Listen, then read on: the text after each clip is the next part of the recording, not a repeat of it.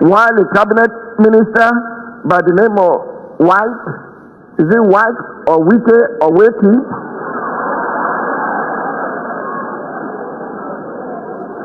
While a cabinet minister has more or less become a third-time state governor in Rivers State, pampered by the indulgences of the president. Recent events have made it clear to Nigerians that had this assembly been in place in 2006, when the third-term agenda was proposed, our democracy would have since morphed into one of Africa's lamentable tales of sit-tight dictatorship. To the president of the Nigerian state, Senate, who has not heeded the call to subject himself to an unbiased investigation, to clear his name of the allegations leveled against him, and under whose leadership the National Assembly has become a carry-go legislature, hiding under the umbrella of technicalities and a dubious voice voting system. I leave you and your conscience with the words of Frederick Bessières, former deputy of the French National Assembly.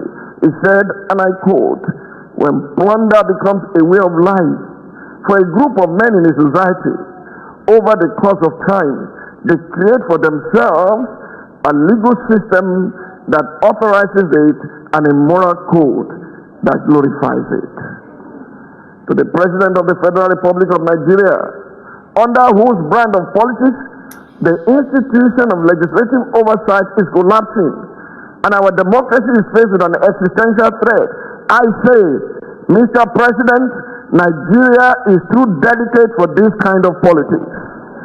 If this state capture was what you meant by a Miloko, it is an anticlimax that can only be counterproductive at the end. I urge you, Mr. President, to think deeply and reflect on these words. No man is wise enough, nor good enough to be trusted with unlimited power. Mr. President, please stop playing God.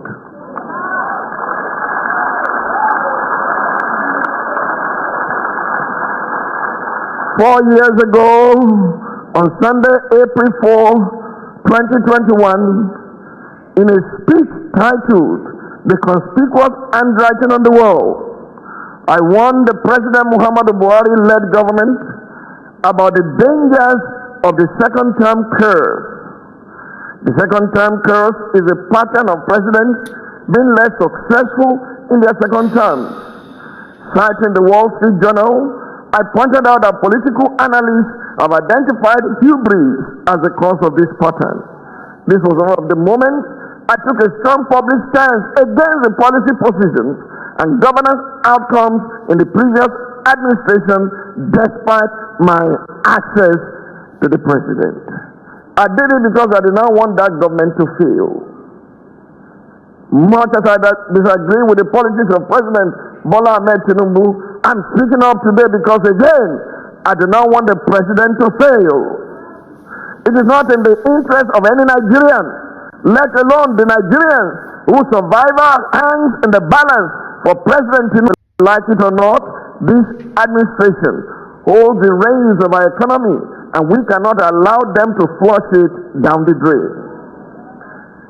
From his approach to governance, right from his first day in office, the current administration, though in its first term, seems to have drifted in the sea of hubris. In the process, steering the polity adrift and struggling to stabilize it.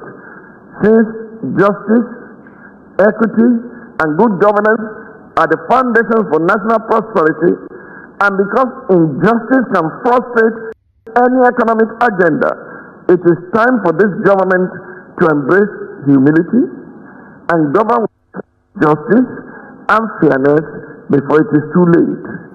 God forbid we should say, as we did to the House of Commons in 1935, when the situation was manageable, it was neglected. And now that it's thoroughly out of hand, too late, the remedies which then might have effected a cure. There is nothing new in this story. Want of foresight, unwillingness to act when action will be simple and effective, lack of clear thinking, confusion of counsel until the emergency comes, until self-preservation strikes is bearing done. These are the features which constitute the endless repetition of history. It is for this reason that I'm compelled to present the truth about and a pathway out of Nigeria's economic dire straits. I'm now proceeding to the economic challenge before President Bola Ahmed Tinubu. As we may recall, the renewed hope upon which the president rode to power began to dwindle from day one, with the mishandling of such sensitive transactions as the fuel subsidy and exchange rate regimes, and even the coup in Niger. Within a year and a half of this administration, the implementation of the otherwise audacious economic policies triggered an avalanche of economic hardships for the Nigerian people. It led to excruciating food inflation, with over 1 million additional Nigerians thrown into severe food insecurity.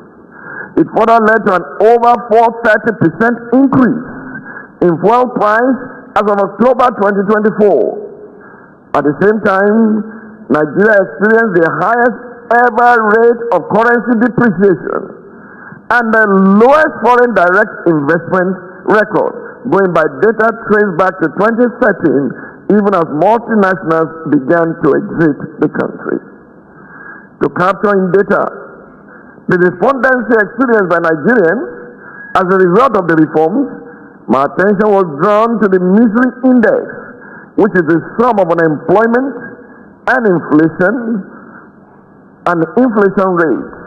According to the Nigerian Economic Summit Group, NESG, Nigeria has one of the world's highest misery indexes, with many Nigerians experiencing a cost of living crisis and weak purchasing power due to rising inflation.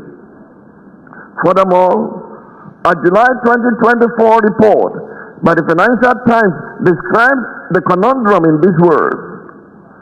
In the nearly 15 months since Bola Tinubu became president, he has forced his 220 million fellow Nigerians to swallow some bitter medicine. He removed the general fuel subsidy, one of the few benefits citizens receive from their inefficient and corrupt state. He allowed the country currency, the naira, to enter free fall, fueling imported inflation and triggering the worst cost of living crisis in a generation. These measures have pushed tens of millions of already impoverished people deeper into misery. The stampede deaths in several cities at the end of 2024 were the most horrific climax to the economic hardships experienced by Nigerians. The heartbreaking reports of parents throwing their children over a fence in Ibadan to ensure access to charity food distribution, leading to the death of over 35 children, were tragically almost reminiscent of the biblical famine in Samaria, during which parents resorted to eating their own children for survival.